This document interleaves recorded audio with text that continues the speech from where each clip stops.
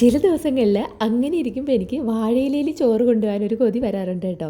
അങ്ങനെ കൊതി തോന്നിയ ഒരു ദിവസമായിരുന്നു ഇന്ന്.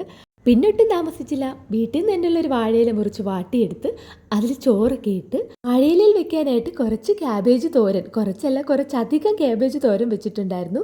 ക്യാബേജ് തോരനും പുളിയും മുളകൊക്കെ അരച്ചൊരു ചമ്മന്തിയും, പിന്നെ അതിൻ്റെ സൈഡിലായിട്ടൊരു മുട്ട പൊരിച്ചതും. പിന്നെ ഈ മുട്ടയും മീനും ഒക്കെ ബിരുദാഹാരം എന്നാണ് പറയുന്നതെങ്കിലും ഇന്ന് ഞാൻ 2 കഷ്ണം മീനും കൂടെ ഫ്രൈ ചെയ്ത് വെച്ചിട്ടുണ്ടായിരുന്നു.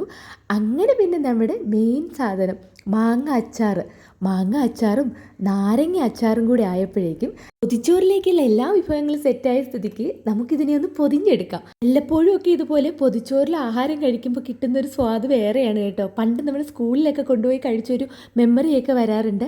അങ്ങനെ ഞാൻ ദേ ഇപ്പോൾ ഉച്ചയ്ക്ക് ഒരു 1-1:30 മണിയായപ്പോൾ ഓഫീസിലിരുന്നാണ് ഈ ചോറ് കഴിക്കുന്നത്. വിശപ്പിച്ചിട്ട് കൂടിയിരുന്നത് കാരണം ഭയങ്കര ടേസ്റ്റായിരുന്നു.